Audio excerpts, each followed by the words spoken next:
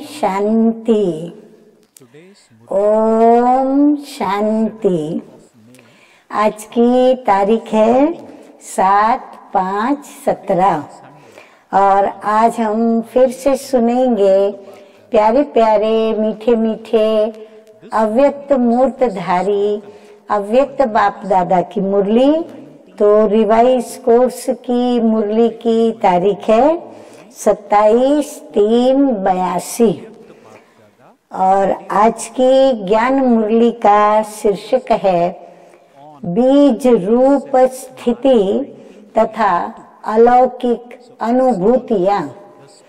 जब हम बीज रूप की स्थिति में होते हैं अर्थात मैं आत्मा अपने असली अशरीरी विचित्र स्थिति में होती हूँ, तो मुझे उसके जो अनुभव आते हैं, जो अनुभूतियां होती हैं, वह भी तो अलौकिक ही होंगी।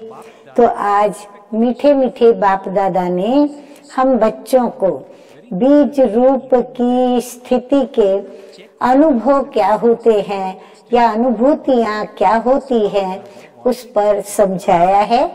तो आइए सुनते हैं मीठे मीठे बाप दादा के मधुर महावाक्य। तो बाप दादा बोले कि आवाज से परे रहने वाला बाप, परम धाम शांति धाम जो 5 तत्वों से परे है, तो वहाँ कोई आवाज नहीं। तो वहाँ रहने वाला बाप आवाज की दुनिया में आवाज द्वारा सर्व को आवाज से परे ले जाते हैं। हाँ, कितनी वंडरफुल बात है। जैसा विचित्र बाबा, जैसा वंडरफुल बाबा, तो कहता है आवाज से परे आता है, परंतु आवाज में आकर के और हम सभी बच्चों को आवाज से परे ले जाता है। तो ये वंडरफुल अनुभूति कराती हैं। तो बाप दादा का आना होता ही है साथ में ले जाने के लिए। हाँ, बाबा बिना कारण तो आएंगे नहीं। तो बाबा ने देखा हम बच्चों ने अपने घर का रास्ता भुला दिया है, हमें रास्ता नहीं मिल रहा है, तो बाबा स्वयं सृष्टि पर आए हैं हम सबको अपने साथ हमारे अपने असली घर में ले जाने के लिए। तो सभी साथ जाने के लिए एवर रेडी हो व अभी तक तैयार होने के लिए समय चाहिए। हाँ, स्थिति क्या कहती है, एवर रेडी है या समय चाहिए? साथ जाने के लिए अब बाबा हमें सही शिक्षा बता रहे हैं कि क्या करना पड़ेगा। तो बाबा कहते हैं बिंदु बनना पड़े, और बिंदु बनने के लिए सर्व प्रकार के बिखरे हुए विस्तार अर्थात अनेक शाखाओं के वृक्ष को बीज में समाकर बीज रूप स्थिति अर्थात बिंदु में सबको समाना पड़े। हाँ, अभी हम वर्तमान बीज रूप स्थिति में नहीं हैं। हमने देह धारण की, हम इस देह की दुनिया में हैं, तो हमने बहुत सारा अपना विस्तार शाखाओं के रूप में किया है। तो इसीलिए हमको ये सारा शाखाओं के विस्तार को समाना पड़े, भूलना पड़े, और हमें क्या करना पड़े, स्वयं को बीज रूप की स्थिति में स्थित करना पड़े। लौकिक रीति में भी जब बड़े विस्तार का हिसाब करते हो तो सारे हिसाब को समाप्त कर लास्ट में क्या कहते, जब भी कोई विस्तार होता है, अकाउंट होता है, तो जब हम उस विस्तार को समेट लेते हैं और पूर्ण होता है तो कहेंगे शिव अर्थात बिंदी।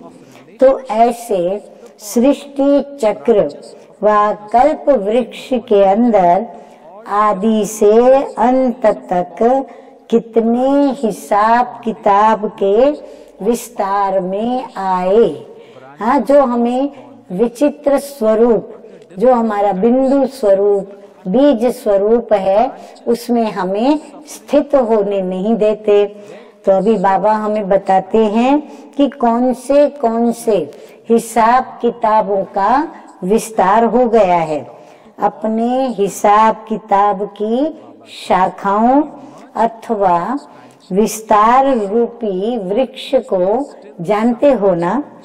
देह के हिसाब की शाखा, अब बाबा नंबरवार हमको बताते जा रहे हैं। देह के संबंधों की शाखाएं, कितने सारे वैरायटी, विविध प्रकार के हमारे संबंध हैं। देह के भिन्न भिन्न पदार्थों में बंधनी आत्मा बनने की शाखा।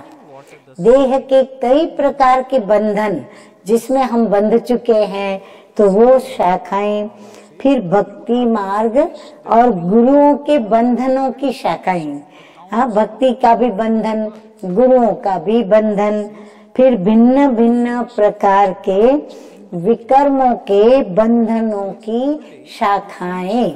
हाँ, कई छोटी बड़ी भूलें, गुनाह, कई प्रकार के पाप कर्म, ये जो सारे विकर्म किए हैं, तो उन विकर्मों की शाखाएं। फिर कर्म भोग की शाखाएं, जो हमने विकर्म किए तो उसको ये भोगना तो भोगनी पड़े, तो कर्म भोग की शाखाएं। तो कितना विस्तार हो गया। अब इस सारे विस्तार को बिंदु रूप बन बिंदी लगा रहे हो। सारे विस्तार को बीज में समा दिया है, वह अभी भी विस्तार है। बाबा पूछ रहे हैं हम बच्चों से, तो हर एक अपना अपना जवाब बाप दादा को सुनाएं। इस जड़जड़ीभूत वृक्ष की किसी भी प्रकार की शाखा रह तो नहीं गई है। हाँ, पूरा कल्प वृक्ष भी जड़जड़ीभूत हो चुका है, तो हमारा भी यह जो विस्तार रूपी वृक्ष है वो भी जर्जरीभूत हो चुका है। तो बाबा कहते कोई शाखा उसमें रह तो नहीं गई है। चेक करेंगे हम सभी अपना। संगम युग है ही पुराने वृक्ष की समाप्ति का युग। हाँ, संगम युग पर हम सब कुछ समाप्त करते और मीठे मीठे बाबा भी पुरानी दुनिया को बदलकर नई दैवी दुनिया की स्थापना करते। तो हे संगम युगी ब्राह्मणों, पुराने वृक्ष को समाप्त किया है। जैसे पत्ते पत्ते को पानी नहीं दे सकते, बीज को देना अर्थात सभी पत्तों को पानी मिलना। अभी एक एक पत्ते को तो बैठ के पानी नहीं दे पाएंगे, तो इसीलिए क्या किया जाता है, एक बीज को पानी देते हैं तो ऑटोमेटिकली सारे वृक्ष की डालियां, शाखाएं, पत्ते सभी को पानी मिल जाता है। तो ऐसे इतने 84 जन्मों के भिन्न भिन्न प्रकार के हिसाब किताब का वृक्ष अब समाप्त करना है। हाँ, हमारे 84 जन्म व्यतीत हुए, तो कितनी शाखाएं, कितनी हमारे विस्तार की बंधनों की बातें हैं। अब उनको सभी को समेट कर, समाप्त कर और हमें उसको बीज में समाना है। एक एक शाखा को समाप्त करने का नहीं। हाँ, हम बैठ के एक डाली काटे, फिर जब तक हम दूसरी तीसरी काटे, फिर वो डाली खड़ी हो जाए। तो बाबा कहते हैं एक एक शाखा को समाप्त करने का नहीं है। आज देह के स्मृति की शाखा को समाप्त करो और कल देह के संबंधों की शाखा को समाप्त करो। तो ऐसे एक एक शाखा को समाप्त करने से समाप्ति नहीं होगी, लेकिन बीज बाप से लगन लगाकर लगन की अग्नि द्वारा सहज समाप्ति हो जाएगी। तो बाबा कहते क्या करना पड़े, बीज को ही हमें वो शक्ति भर के देनी है जो बीज रूप स्थिति में हम बाबा को याद करेंगे तो पूरा ही सभी शाखाओं का समाप्ति कर सकेंगे। तो काटना भी नहीं है। तो बाबा कहते हैं कि शाखाओं को या वृक्ष को काटना भी नहीं है। तो क्या करना है, तो बाबा कहते हैं भस्म करना है, उसको टोटली जला करके खत्म कर देना है। आज काटेंगे और कुछ समय के बाद फिर वो प्रकट हो जाएगा, क्योंकि वायुमंडल के द्वारा वृक्ष को नेचुरल पानी मिलता है। आप देखेंगे जब वृक्ष बड़े हो जाते हैं तो फिर उनको पानी देने की आवश्यकता नहीं रहती। कुदरत के जो वर्षा ऋतु का जल होता है वो उसे पालना करता रहता है और उसको पानी मिलता रहता है। जब वृक्ष बड़ा हो जाता है तो विशेष पानी देने की आवश्यकता नहीं होती। नेचुरल वायुमंडल से वृक्ष बढ़ता ही रहता है, वह खड़ा हुआ रहता है। तो इस विस्तार को पाए हुए जड़ जड़ीभूत वृक्ष को अभी पानी देने की आवश्यकता नहीं है, ये ऑटोमेटिक बढ़ता जाता है। आप समझते हो कि पुरुषार्थ द्वारा आज से देह के संबंध की स्मृति रूपी शाखा को खत्म कर दिया, लेकिन बिना भस्म किए हुए फिर से शाखा निकल आती है। हम बच्चे क्या समझते हैं कि हम पुरुषार्थ किया, हम बीज रूप की स्थिति में बैठे और हमने ये शाखा काट डाली, परंतु बाबा कहते नहीं, उससे काम नहीं चलता है। जब तक हम बाप की याद की लगन की अग्नि में मग्न होकर उसको जलाते नहीं, भस्म नहीं करते, तब तक वो समाप्त नहीं होती। वो फिर से निकल आती है, फिर स्वयं ही स्वयं से कहते हो व फिर बाप के आगे कहते हो कि ये तो हमने समाप्त कर दिया था, फिर ये कैसे आ गया। हाँ, खुद ही खुद से वंडर खाते हैं, पहले तो नहीं था, फिर ये कैसे हुआ। कारण खुद ही खुद से पूछते, कारण को ढूंढते। काटा लेकिन भस्म नहीं किया। कारण का जवाब देते हुए बाबा कहते हैं कि आपने काटा बेशक, लेकिन ये जो भस्म करना था वो आपने नहीं किया। आग में पड़ा हुआ बीज कभी फल नहीं देता। बाबा कहते हैं अग्नि से उसको जब जलाएंगे ना तो फिर वो जला हुआ बीज जो होता है वो कभी भी फल नहीं देता। तो इस हिसाब किताब के विस्तार रूपी वृक्ष को लगन की अग्नि में समाप्त करो।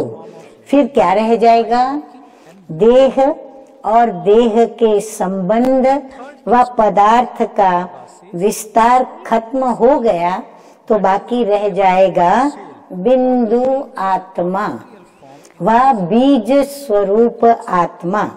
जब ऐसे बिंदु और बीज स्वरूप बन जाओ तब आवाज से परे बीज रूप बाप के साथ चल सको। इसलिए पूछो कि आवाज से परे जाने के लिए तैयार हो। स्वयं को भी पूछो और इसीलिए बाप दादा ने भी पूछा कि एवर रेडी हो। विस्तार को समाप्त कर दिया है। बीज रूप बाप बीज स्वरूप आत्माओं को ही साथ में ले जाएंगे। सभी ने नोट किया। बाबा कहते हैं बीज रूप बाप बीज स्वरूप आत्माओं को ही साथ में ले जाएंगे। तो बीज स्वरूप बन गए हो। हाँ, अभी तो अभ्यास जारी है सभी का, परंतु हम ये कहें फकुर के साथ कि हाँ हम एवर रेडी हैं, हम बीज स्वरूप में स्थित हैं, बाबा हमें आप भले ले चलो। इतनी हिम्मत तो अभी हम ब्राह्मणों ने जुटाई नहीं है। अगर जुटाई होती तो बाबा को पूछना ही नहीं पड़ता। अच्छा आगे बढ़ते हैं। जो एवर रेडी होगा उसे अभी से अलौकिक अनुभूतियां होती रहेंगी। बाबा कहते हैं उसकी स्थिति ही बड़ी सुंदर होंगी, उसको बड़े अच्छे अलौकिक अनुभव आते रहेंगे। क्या अनुभूति होंगी? तो मीठे मीठे बाप दादा कहते हैं कि चलते फिरते उठते बैठते बातचीत करते पहली अनुभूति क्या होगी कि ये शरीर जो हिसाब किताब के वृक्ष का, ध्यान से सुने सभी, ये शरीर जो हिसाब किताब के वृक्ष का मूल तना है, जिससे ये शाखाएं प्रकट होती है। ये देह और आत्मा रूपी बीज दोनों ही बिल्कुल अलग है। हाँ, पहला अनुभव तो ये आएगा कि मैं आत्मा अलग हूँ और ये शाखाओं रूपी विस्तार का वृक्ष जो है वो अलग है। ऐसे आत्मा न्यारेपन का चलते फिरते बार बार अनुभव करेंगे। ऐसे लगेगा मैं आत्मा अलग हूँ, शरीर को देख रही हूँ, शरीर अपना काम कर रहा है, तो अनुभव होगा कि अलग अलग है। नॉलेज के हिसाब से नहीं, आत्मा शरीर से अलग है। हाँ, ये तो नॉलेज है हमको। तो बौद्धिक स्तर से हमको अलग अनुभूति होवे, बाबा कहते ऐसा नहीं, परंतु शरीर से अलग मैं आत्मा हूँ, ये अलग वस्तु की अनुभूति हो। बिल्कुल मुझे ये अंदर महसूस हो कि मैं अलग हूँ आत्मा और शरीर मेरा अलग है। जैसे स्थूल शरीर के वस्त्र और वस्त्र धारण करने वाला शरीर अलग अनुभव होता है, ऐसे मुझ आत्मा का यह शरीर वस्त्र है और मैं वस्त्र धारण करने वाली कौन हूँ? आत्मा हूँ। ऐसा स्पष्ट अनुभव हो। जब चाहे इस देह भान रूपी वस्त्र को हम धारण करें, जब चाहे इस वस्त्र से न्यारे अर्थात देह भान से न्यारी स्थिति में स्थित हो जाएं, तो ऐसा न्यारेपन का अनुभव होता है कि सेकंड में डिटैच हो जाएं, सेकंड में अटैच हो जाएं। वस्त्र को मैं धारण करता हूँ या वस्त्र मुझे धारण करता है? दो में से चैतन्य कौन? वस्त्र या मैं? यदि वस्त्र मैंने धारण किया है तो वो राइट है, लेकिन वस्त्र मुझे धारण करे ये गलत बात। तो मालिक कौन? तो एक निशानी न्यारेपन की अनुभूति। अलग होना नहीं है, लेकिन मैं हूँ ही अलग। अलग होने का यत्न नहीं करना है, पुरुषार्थ नहीं करना है, परंतु स्वाभाविक स्थिति मेरी, नेचुरल अवस्था मेरी ये अनुभूति मुझे कराए। तो बाबा कहते हैं ये न्यारेपन की स्थिति की अनुभूति ये एक बाबा ने बताया। अब बाबा दूसरी अनुभूति सुनाने जा रहे हैं। अब बाबा कहते हैं दूसरी निशानी व अनुभूति, जैसे भक्तों को व आत्मज्ञानियों का व कोई कोई परमात्मा ज्ञानियों को दिव्य दृष्टि के द्वारा ज्योति बिंदु आत्मा का साक्षात्कार होता है, तो साक्षात्कार यह अल्पकाल की चीज है। ध्यान से सुनना, बाबा ने बहुत अच्छी बात गुह्यता से बताई है कि साक्षात्कार ये अलग चीज है। साक्षात्कार कोई अपने अभ्यास का फल नहीं है। जैसे भक्ति मार्ग में नवधा भक्ति खास करते हैं कि हमें हमारे इष्ट देव का साक्षात्कार हो, तो बाबा कहते हैं हमें इसके लिए कोई अभ्यास करने की आवश्यकता नहीं है। ये तो ड्रामा में पार्ट का वरदान है। जैसे कईयों को कई ऐसी कलाओं का वरदान होता है, ऐसे ये भी एक नेचुरल वरदान है। लेकिन एवर रेडी अर्थात साथ चलने के लिए समान बनी हुई आत्मा साक्षात्कार द्वारा आत्मा को नहीं देखेगी, लेकिन बुद्धि योग के द्वारा सदा स्वयं को साक्षात ज्योति बिंदु आत्मा अनुभव करेगी। बाबा कहते हैं वो साक्षात्कार नहीं करेंगे, लेकिन वो बुद्धि से बहुत अच्छी तरह ये महसूस करेंगे कि मैं तो खुद हूँ ही साक्षात स्वरूप आत्मा, तो मुझे साक्षात्कार करने की क्या जरूरत है। साक्षात स्वरूप बनना ये सदा काल है। साक्षात स्वरूप की जो अनुभूति है वो हमारी सदा काल से है, आदि में भी थी और अंत में जब वापस जा रहे हैं तो फिर से है। तो सदा काल है और साक्षात्कार जो है वो अल्पकाल का है। साक्षात जो हमें सदा काल का अनुभव होता है वो सदा काल, और साक्षात्कार जो एक पल के लिए, एक सेकंड के लिए होता है तो वो है अल्पकाल के लिए। साक्षात स्वरूप आत्मा वो तो सदैव अपने को आत्मा समझ के ही चलेगी, उठेगी, बैठेगी, खाएगी, पिएगी।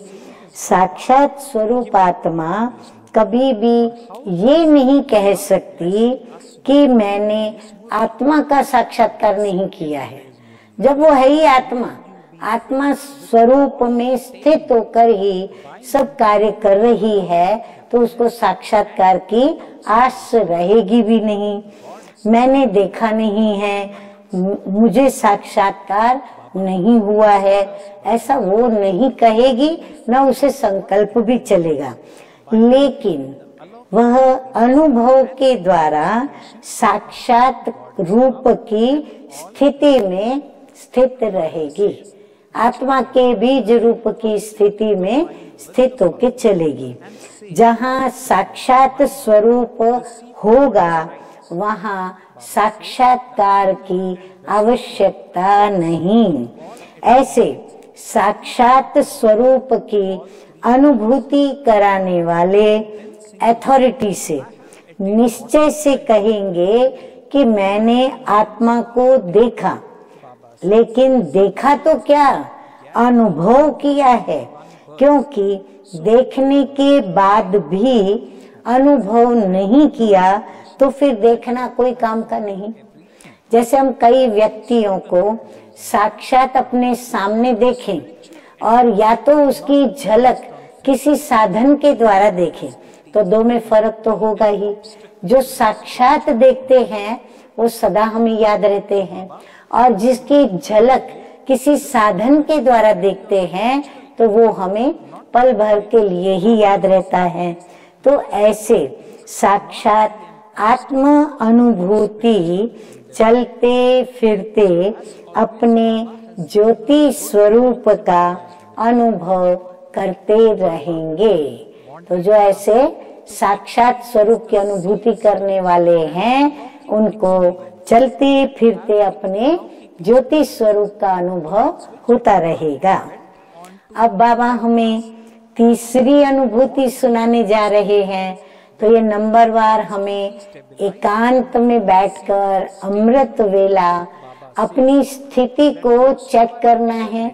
फिर दिन भर भी हमें बीच बीच में अपनी स्थिति को चेक करना है और स्वयं की स्थिति को देखना है कि मुझे जैसे बाबा ने कहा वैसे अनुभव हो रहे हैं।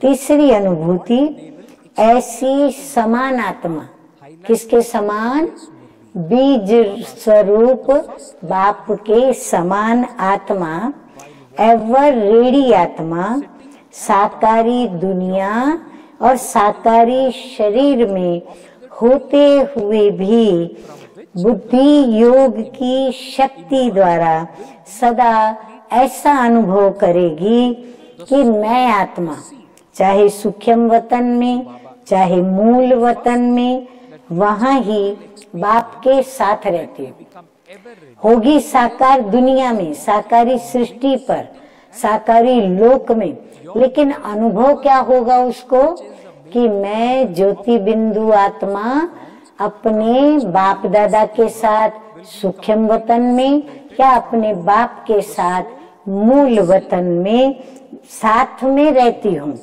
सेकंड में वो सूक्ष्म वतन वासी, सेकंड में वो मूल वतन वासी, सेकंड में साकार वतन वासी हो। कर्म योगी बन कर्म का पार्ट प्ले करने वाली हूँ, लेकिन अनेक बार अपने को बाप के साथ सूक्ष्म वतन और मूल वतन में रहने का अनुभव करेंगे। हाँ, सेंटेंस तो बहुत लंबा चौड़ा था, लेकिन बाबा कहते हैं हम तीनों वतन में, साकारी, आकारी और निराकारी, हम जब चाहें जिस घड़ी चाहें, सेकंड में हम साकारी से आकारी में चले जाएंगे, आकारी वतन से मूल वतन में, मूल वतन से हम साकारी में आ जाएंगे। ये स्थिति होती है उन्हों की, परंतु अधिक अनुभव क्या होगा कि हम ज्यादा सूक्ष्म वतन और मूल वतन में अपने बाबा के साथ रहेंगे, ये अनुभव आएगा। जैसे कार्य से फुर्सत मिलने के बाद हम घर चले जाते हैं, तो बिल्कुल हम कर्म करते हुए ये अनुभव करेंगे कि हम भी अपने कार्य से जैसे ही फ्री हुए हम अपने घर में आ गए, यानी सूक्ष्म वतन आ गए या मूल वतन में पहुंच गए। दफ्तर का काम पूरा किया तो घर में जाएंगे, दफ्तर में जाके क्या बैठे रहेंगे? नहीं। ऐसे एवर रेडी आत्मा बार बार अपने को अपने घर का निवासी अनुभव करेंगी। जैसे कि घर सामने खड़ा है।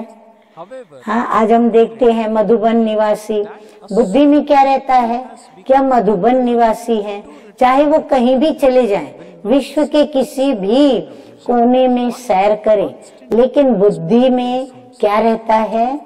यही साक्षात रहता है कि मैं मधुबन निवासी हूँ।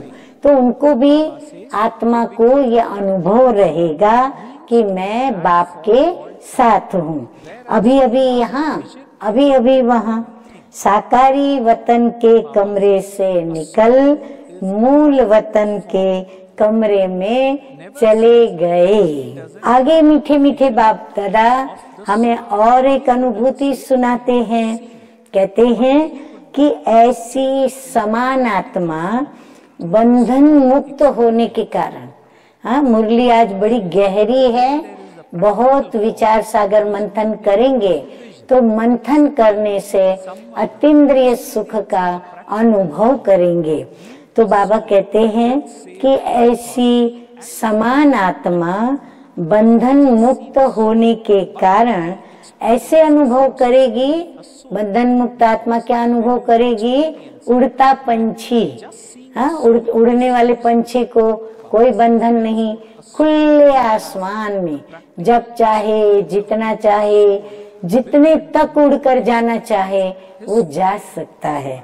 तो उड़ता पंछी बन ऊंचे से ऊंचे उड़ते जा रहे हैं और ऊंची स्थिति रूपी स्थान पर स्थित होते अनुभव करेंगे कि ये सब नीचे है।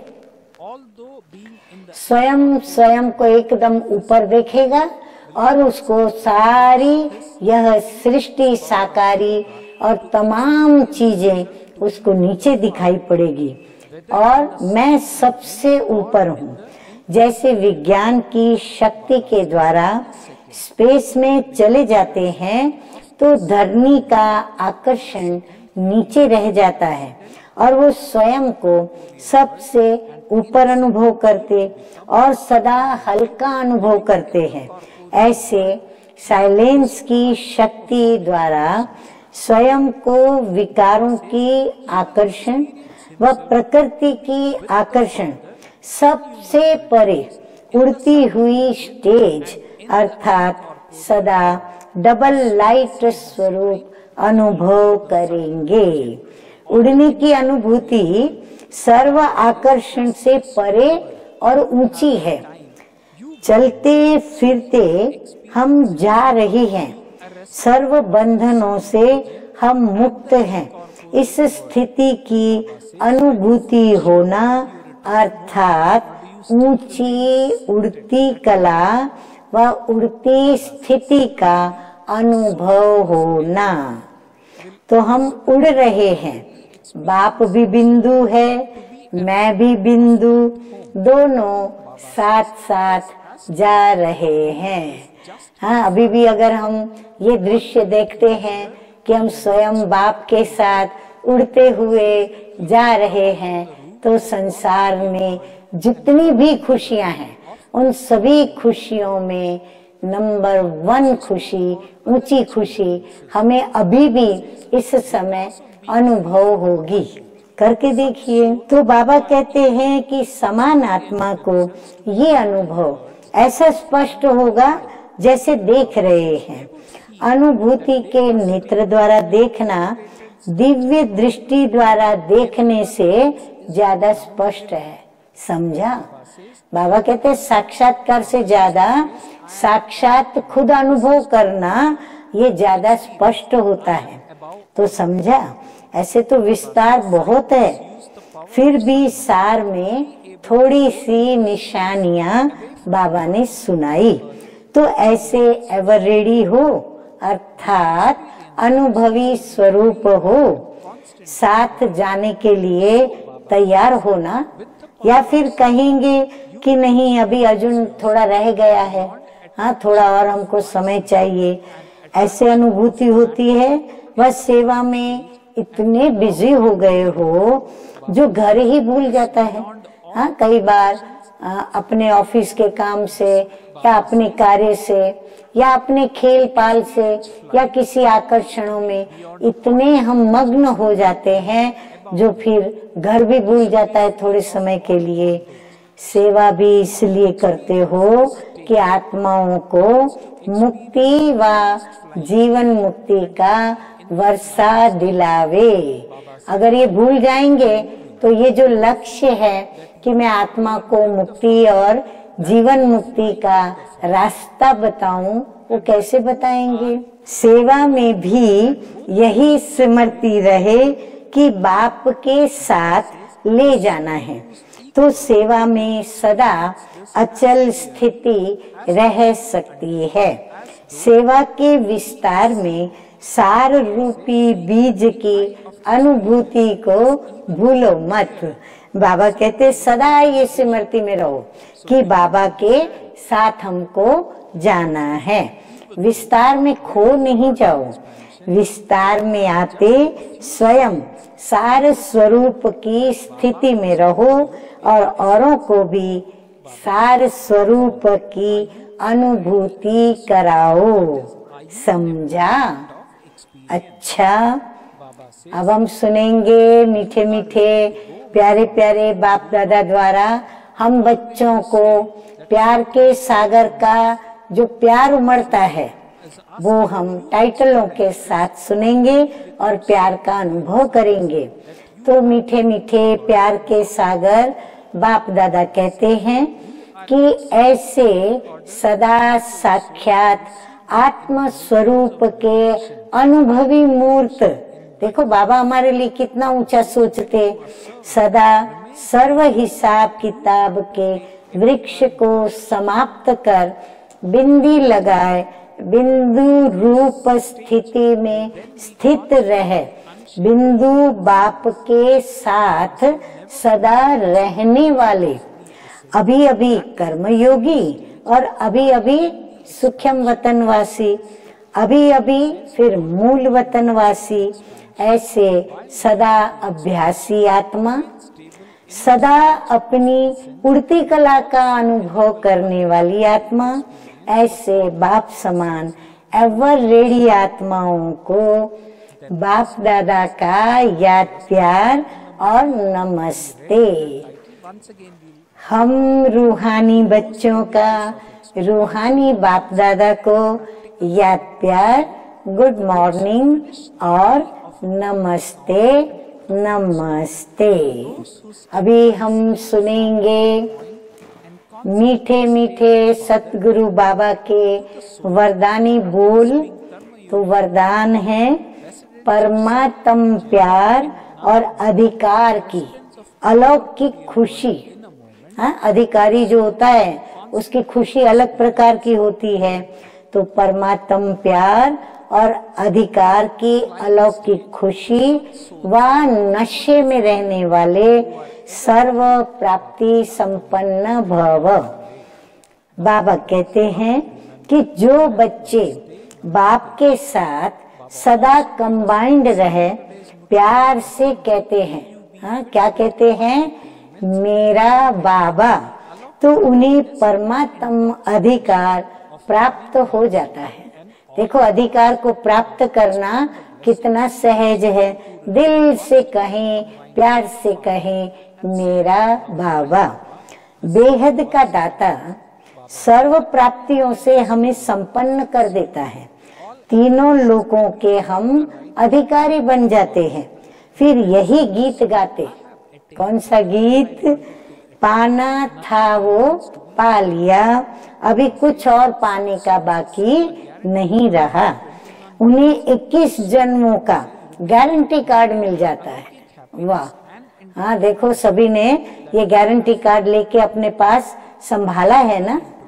तो यही अलौकिक खुशी और नशे में रहो कि सब कुछ मिल गया। स्लोगन है आज का, साधनों के आधार पर साधना न हो। साधनों के आधार पर साधना न हो। साधन साधना में विघ्न रूप न बने।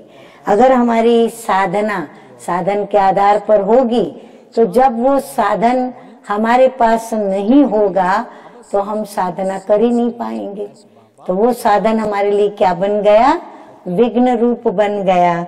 तो बाबा नहीं चाहते कि हम विघ्न विनाशक बच्चे स्वयं के लिए साधन का आधार रखते हुए हम विघ्न पैदा करें। ओम शांति।